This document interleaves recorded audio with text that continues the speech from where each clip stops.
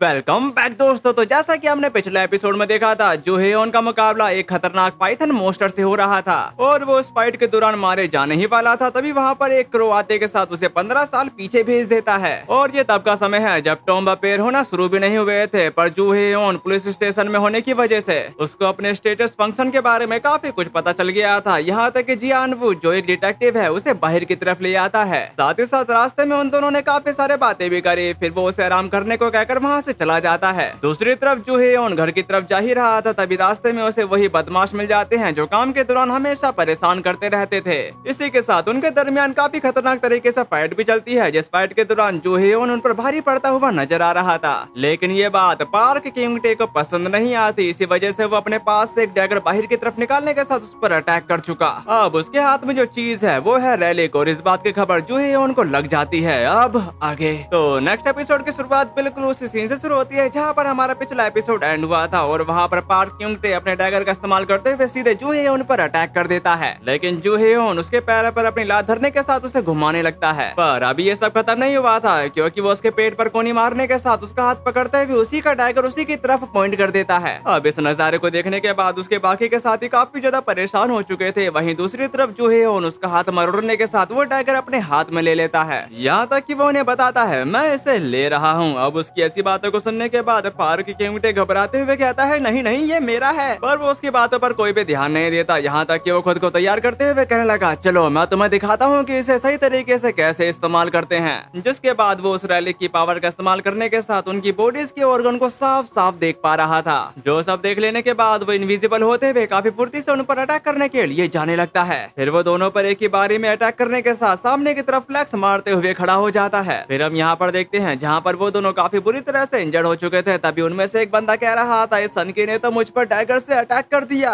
जबकि जूहेयोन का कहना है तुम्हारा क्या आइडिया है, क्या मैं इसे जारी रखूं। अब ये सुनकर उन तीनों के पैरों तले जमीन ही खिसक चुकी थी। इसके बाद यहाँ से इनका टोकर शियांग गैलरी की तरफ आ गया था, जहाँ पर पार्क क्योंगजू पार्क क्योंगटे से बातें करते हुए कह रही थी तुमने अभी अभी क्या कहा, उसने सब लोगों में से तुम्हें पीटा और तुम उम्मीद करती हो कि मैं ये मान लूं। उसकी ऐसी बातों को सुनने के बाद पार्क क्योंगटे कहता है कि वह अचानक काफी तेजी से मूवमेंट करने लगा जैसे कोई बिल्कुल अलग ही इंसान हो। यहाँ तक कि उसकी आंखों का रंग भी बदल गया था। जो सुनने के बाद पार्क क्योंगजू का कहना है वैसे जरा मुझे बताना कि उसने तुमसे कितने पैसे लिए। जिसका जवाब देते हुए पार्क क्योंगटे बताता है खैर मेरे अकाउंट में मौजूद सारे पैसे और वो बुद्धा वाली मूर्ति भी। अब ये सुनकर उस बंदी का दिमाग पहले से भी ज्यादा खराब हो चुका था। यहाँ तक कि वो उस पर गुस्सा करते हुए कहती है अरे तू निकम्मे जाओ उसे अभी वापस लेके आ। अब उस बंदे की ऐसी बातों को सुनने के बाद उस बंदे की नाक में लगा हुआ कागज नीचे की तरफ गिर जाता है। फिर हम यहाँ पर देखते हैं जहाँ पर जूहेयोन उस शॉप ओनर की बातों को सोच रहा था, जहाँ पर उसने उसको बताया था इसकी कीमत 5000 येन से भी कम है। कोई भी ब्रोकर तुमको यही बताएगा, इसलिए बेहतर होगा कि तुम उसको कूड़े में ही फेंक दो। जो सब सोच लेने के बाद वो कहता है कि अगर अराई इस बात को लेकर इतना ज्यादा घबरा रहा था तो यह सिर्फ कबाड़ नहीं हो सकता। तभी अचानक से उसका सिस्टम उसे कुछ बताने लगता है जिसमें लिखा हुआ था स्पाइस किल अनलॉक हुई और मूर्ति में एक सस्पिशियस सब्सटेंस है। अब ये सुनकर वो काफी ज्यादा हैरान हो गया था। इसी वजह से वो उस बुद्धा की मूर्ति को हिलाने लगता है। तभी उसमें से एक अजीब सी आवाज आने लगी, जिसकी वजह से उसको मालूम पड़ गया था कि इसके अंदर कुछ ना कुछ तो है। फिर वो अपने पास से वही डैगर बाहर की तरफ निकालने के साथ उस बुद्धा की मूर्ति को ठोकने लगता है। उसके ऐसा कहते ही उसके अंदर से एक ड्रग की शीशी बाहर की तरफ निकल आई। अब इस चीज को देखने के बाद वो सब कुछ समझ गया था।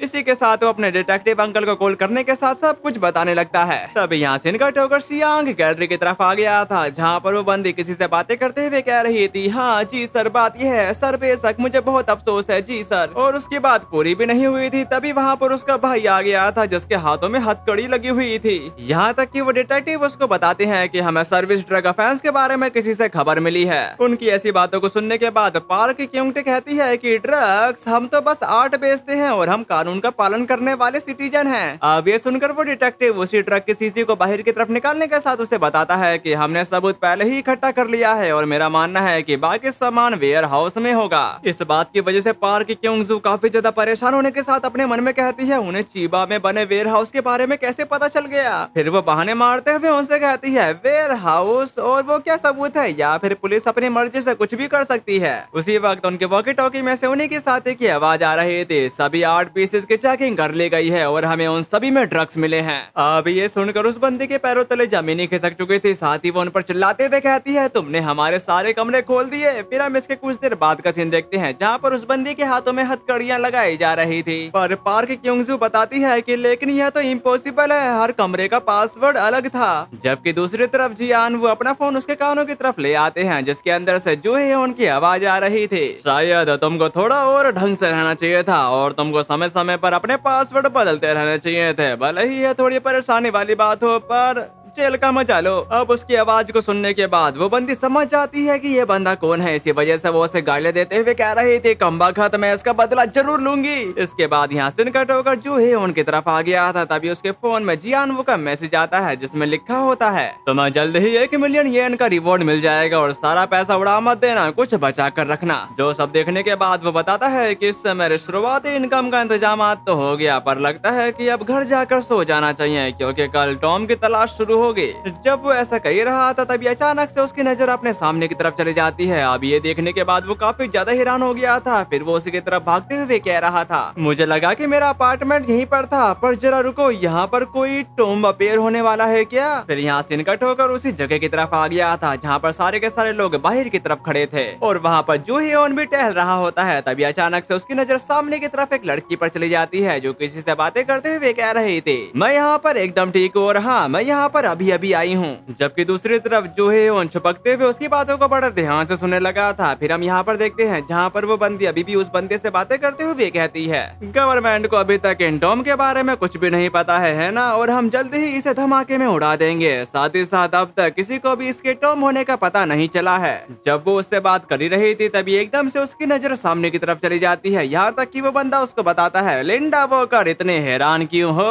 अब इस बंदे को अपने सामने देखने के बाद लिंडा वॉकर उससे सवाल करती है एक्सकवेशन की टीम यहाँ पर क्या कर रही है? जिसका जवाब देते हुए वो बंदा बताता है मुझे अमेरिका से किसी को यह पूछने की जरूरत नहीं है कि जेट लैग कैसा है। अब उसके ऐसे जोक को सुनने के बाद लिंडा वॉकर उसे बताती है कि रूई कैंसी तुम चोर बनने को लेकर काफी एक्साइटिंग लगते हो। उसकी ऐसी बातों को सुनने के बाद रूई कैंसी कहता है कि अरे हम दोनों जानते हैं कि हम क्या चाहते हैं, इसलिए दिखावा क्यों, बेहतर होगा कि तुम चुप करनी रहो वरना वो रैली हमारा हो जाएगा। अब उन दोनों की ऐसी बातों को सुनने के बाद जो हियोन अपने मन में कहा कि चालाक CIA और रिपब्लिक ऑफ बैट की एक्सकवेशन टीम के बेवकूफ लोग पहले ही यहाँ पर पहुँच गए हैं, लेकिन सच में इन लोगों को नहीं पता है कि टॉम को कैसे संभालना है। इसी वजह से यहाँ पर एस्कॉर्ट टीम भी नहीं है। यह तो मेरे लिए काफी ज्यादा अच्छा है। उसी वक्त अचानक से जमीन पर उसे कुछ इंस्क्रिप्शन दिखाई देने लगे थे। अब इस चीज को देखते हुए वो कहा कि अरे यही तो है टॉम की तरफ जाने का रास्ता। फिर वो उसी इंस्क्रिप्शन का पीछा करते करते सामने की तरफ जाने लगा। रास्ते में जो ही कह रहा था टॉम ग्लिप्स उन रैलिक की लैंग्वेज है और वे अपने बारे में काफी डिटेल से इन्फॉर्मेशन देते हैं। अगर तुम उन निशानों को पढ़ सकते हो तो तुमको पता चल जाएगा कि अंदर जाने का रास्ता और ट्रैप कहाँ पर है। फिर हम इसके कुछ देर बाद का सीन देखते हैं जहाँ पर जो है उन टॉम वाली जगह की तरफ पहुँच गया था। यहाँ तक कि वो उन इंस्क्रिप्शन को देखते हुए कहता है तो फिर चलिए पढ़ना शुरू करते हैं। और वो उसको पढ़कर उसे अनलॉक करने ही वाला था तभी सिस्टम की तरफ से उसे एक नोटिफिकेशन मिलता है एक्सपर्ट क्रिप्टोग्राफर तुमको एक नया टाइटल मिल गया है और एक नई स्किल अनलॉक हो गई है। Tomb Raider basic skill linguistics rank app unlock हो गया है। जो सब पढ़ लेने के बाद वो कहता है कि उस कमबख्त को मैंने कितना अच्छा किया, एकदम बढ़िया, बस 2 और अनलॉक करने हैं। फिर वो एक पिलर की तरफ बढ़ने के साथ वहाँ पर अपना हाथ धरते हुए कुछ इंस्क्रिप्शन को विजिबल कर देता है और उसके सामने आते ही उसने अपने उसी रैली का इस्तेमाल करते हुए उस पर अटैक कर दिया था,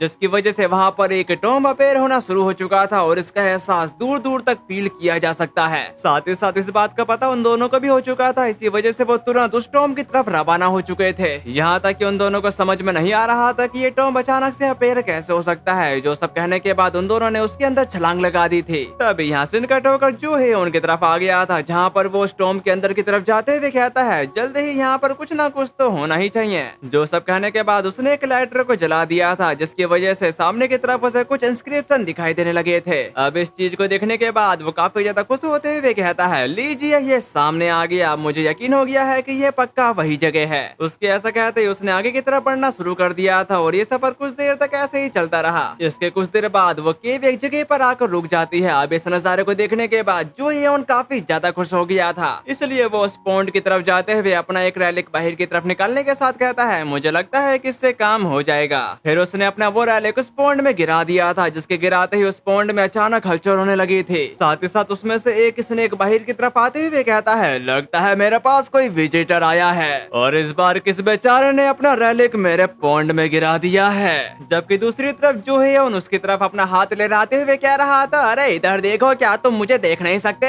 अब उस बंदे को अपने सामने देखने के बाद वो स्नेक उसकी तरफ जाते हुए अपना मुंह खोलने के साथ कहता है, ये कितना लापरवाह इंसान है। तो बताओ, गोल्ड का डैगर या सिल्वर का डैगर, इनमें से तुम्हारा कौन सा है। अब इसको अपने सामने देखने के बाद जो है अपने मन में कहने लगा, यह चीज गोल्ड सिल्वर की एक्स है और यह हरमेस और लकड़हारे की कहानी पर आधारित है, जो दुनिया भर में अलग अलग रूपों में मिलती है। कोई भी कहीं से भी स्टॉर्म को आसानी से पार कर सकता है, लेकिन इस बार मैं यह करूंगा। जबकि दूसरी तरफ वो स्नेक उससे पूछता है कि तुम इन दोनों में से कौन सा सेलेक्ट करोगे। अब ये सुनकर जो है अपना जवाब देता है, अनफॉर्चुनेटली दोनों में से मेरा कोई भी नहीं है। अब ये सुनकर वो स्नेक हैरान होते हुए कहा, तुम ईमानदार हो तो शायद यह चीज तुम्हारी है। अब अपने उसी डैगर को अपने सामने देखने के बाद जो है अपने मन में कहने लगा, ये कहानी तो बिल्कुल वैसे ही फॉलो कर रही है। अगर मैं हाँ कहता हूँ तो मुझे अपना डैगर और गोल्ड और सिल्वर का डैगर भी मिल जाएगा, इससे टॉम क्लियर हो जाएगा। लेकिन मैं ऐसा नहीं करने वाला। जो सब सोचने के बाद वो उसको बताता है कि क्या मैं पक्का करने के लिए इसे एक बार ध्यान से देख सकता हूँ। इस बात के लिए वो स्नेक भी तैयार हो चुका था। इसी वजह से जो है अपने डैगर की तरफ बढ़ने के साथ उस डैगर को उठाते हुए ईवल की तरह उसकी तरफ देखने लगा था।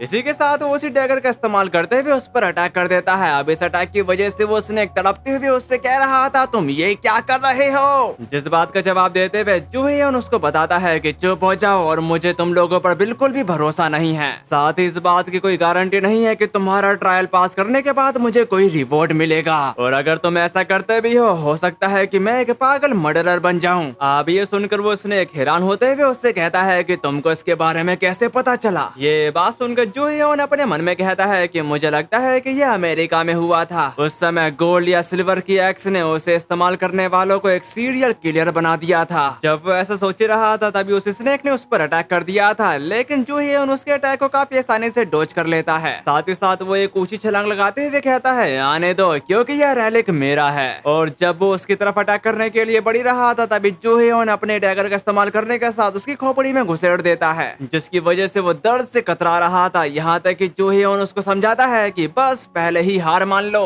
पर वो रजिस्ट करते हुए कह रहा था, तुमको क्या लगता है कि तुम मुझे इस तरह से हासिल कर सकते हो। उसकी ऐसी बातों को सुनने के बाद जो है डरावने तरीके से उसको बताता है कि देखते हैं कि तुम कब तक टिक पाते हो और मैं अपने डोमिनेंस का इस्तेमाल करके तुम्हें कंट्रोल में कर लूंगा। जिसके बाद उसने अपना डैगर और भी ज्यादा पियर्स कर दिया था। अब इसकी वजह से वो स्नेक और भी ज्यादा तड़पने लगा था, यहाँ तक कि वो खुद को आजाद कराने के लिए इधर उधर दीवारों में ठोकरे भी मारने लगता है, पर वो उसके ऊपर से टस से मस नहीं होता। जिसके बाद जो है बैकग्राउंड में बता रहा था, एफिनिटी भरोसे के जरिए रैलिक को कंट्रोल करने की एबिलिटी है, वहीं दूसरी तरफ डोमिनेंस रैलिक को मजबूर करके उसे अपनी बात मनवाने की एबिलिटी है, और कैपेटिबिलिटी रैलिक और उसके मास्टर के बीच का आइडियल कोऑर्डिनेशन जैसे किसी म्यूजिशियन और उसके इंस्ट्रूमेंट रैलिक के बीच होता है। फिर हम यहाँ पर देखते हैं जहाँ पर वो स्नेक अभी भी दर्द में कतरा रहा होता है। इसी के साथ वो पॉन्ड के अंदर छलांग लगा चुका, पर जूहियोन भी हार न मानते हुए अपने मन में कहा कि अरे ये चीज काफी ज्यादा जिद्दी है। जबकि दूसरी तरफ वो स्नेक उसको अपने ऊपर से हटाने की पूरी कोशिश कर रहा था, लेकिन जूहियोन अपना डोमिनेंस और भी ज्यादा फैलाते हुए कहता है, तुम रैलिक की बात मैं कभी नहीं मानूंगा और इस बार मैं तालमेल की परवाह नहीं करूंगा, इसलिए मेरी बात मानो रैलिक। अगर तुम हार नहीं मानोगे तो मैं तुम्हें डिस्ट्रॉय कर दूंगा। क्या तुम्हें लगता है कि मैं ऐसा नहीं कर सकता।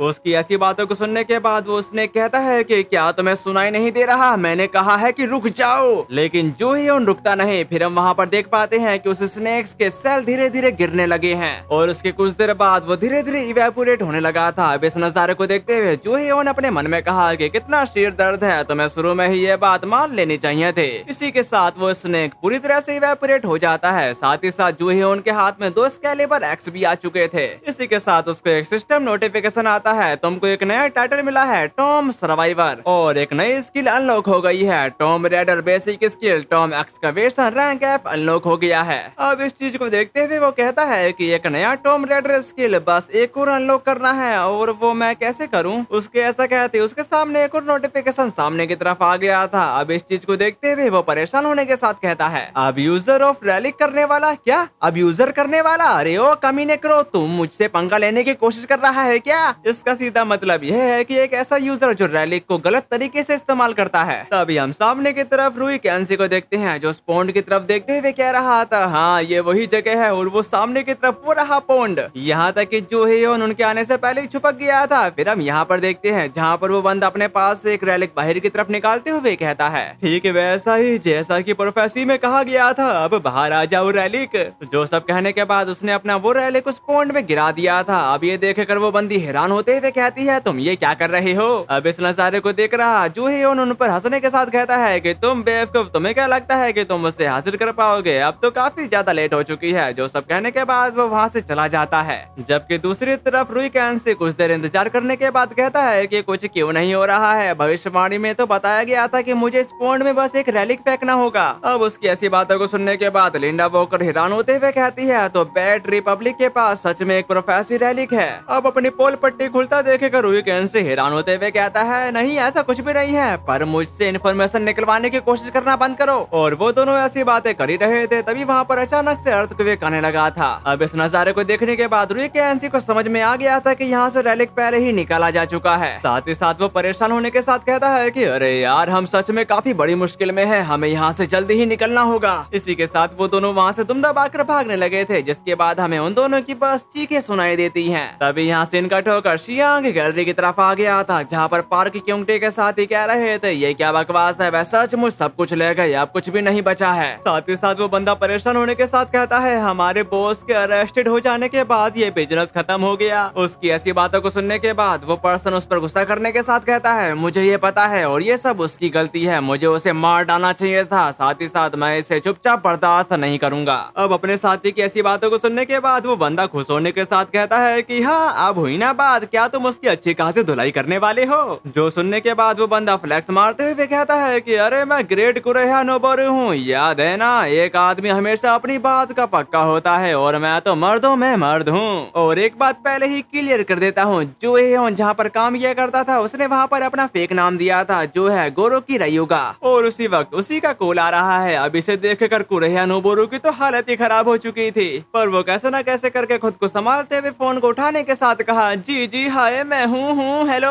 तभी उसके फोन में से जो हेयोन की आवाज आती है, इतने देर क्यों कर दी, क्या तुम्हें मरने का शौक है? वैसे इसे छोड़ो और हाँ, तुम लोग मेरे लिए एक छोटा सा काम करोगे। उसके ऐसा कहते यहाँ से निकट होकर रुई कैंसी की तरफ आ गया था, जहाँ पर वो किसी से बातें करते हुए कह रहा था, मैं उसमें काफी बुरी तरह से फंस गया था और तुम कह रहे हो कि एक और प्रोफेसर थी, तुम्हारा क्या मतलब है? जिसका जवाब देते हुए वो बंदा उसको बताता है कि एक जापानी लड़के ने हमसे पहले वो रैलिक हासिल कर लिया है, इसी वजह से हमें जल्दी ही उस लड़के के बारे में पता करना होगा। ये बात सुनकर रुई कैंसी काफी हैरान होने के साथ कहता है, अरे यार, तुमने इतनी जरूरी बात मुझे पहले क्यों नहीं बताई? अब ये सुनकर फोन वाला बंदा उस पर गुस्सा करने के साथ कहता है कि तुम जानते हो कि फ्यूचर गाइड रैलिक का यूजर कैसा है। इस पर रुई कैंसी का कहना है, मुझे ये मत बताना कि वह फिर से कांजी नहीं पढ़ पाई, कांजी एक जापानीज लैंग्वेज का नाम है। इस पे वो बंदा उसको बताने लगा था, आजकल के बच्चों के बारे में तुम जानते ही हो और हम इस पर काम कर रहे हैं, साथ ही साथ तुम भी अपनी तरफ से पूरी कोशिश करते रहो और उस जापानीज लड़के से सावधान रहना। फिर हम यहाँ पर देखते हैं जहाँ पर कुरोहा नोबोरू काफी ज्यादा हैरान होने के साथ कह रहा था, क्या कहा माइडस? अब ये सुनकर जो हेयोन उसको बताता है कि माइडस वर्ल्ड का सबसे बड़ा सीक्रेट ऑक्शन हाउस है जो लास वेगास में है। अगर मैं वहाँ जा सकूँ तो शायद मुझे पता चल जाएगा कि वह क्या करने की प्लानिंग बना रहे हैं। इसलिए इस महीने होने वाले ऑक्शन में जाकर कुछ चीजें और जैक कैमन नाम के वह आदमी को ढूंढो जिसे जैक के नाम से भी जाना जाता है।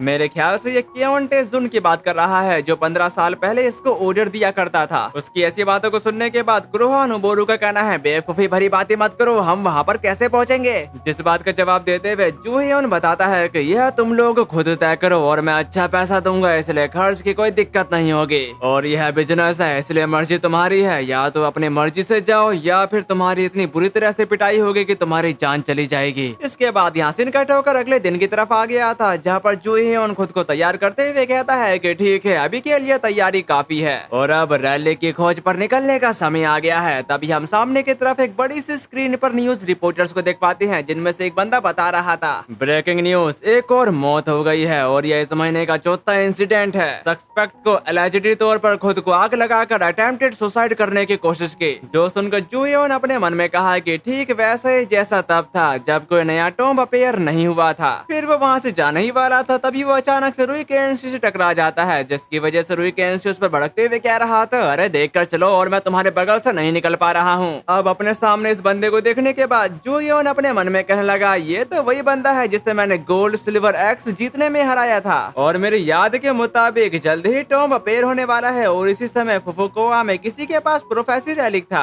और ऐसा लगता है कि इस आदमी के पास कोई तो रैलिक है, पर वह बेवकूफ तो अपने ओरा को भी नहीं छिपा रहा। पर जो भी हो मैं उसे ले लूंगा। फिर वो वहाँ से जाते हुए अपने ड्रिंक को जोर जोर से हिलाने लगा था। अब रुई कैंसी उसको ऐसे ज्यादा देखेकर उसको गालियां देने के साथ उसका कंधा पकड़ लेता है और यही तो जूहेयोन का प्लान था। फिर वो अपने ड्रिंक्स को उसके मुंह पर ही खोल देता है। जो सब करने के बाद वो उससे माफी भी मांगने लगता है। अब ये सब देखकर वो बंदा उसे गालियां देते हुए कहता है कि ये सब मेरे कपड़ों पर लग गया है, बेहतर होगा कि तुम इसे साफ करवाने के पैसे दो, तुम्हें पता है कि ये कितना महंगा है। अब ये सुनकर जूहेयोन उसके कपड़े साफ करने के बहाने से अपने थीप स्किल का इस्तेमाल करने के साथ उसका रैलिक अपने पास धर लेता है। साथ ही साथ वो कहने लगा, अरे यार मुझे बख्श दो, मेरे पास तो पैसे भी नहीं है, वैसे भी मुझे यह चीज महंगी नहीं लग रही।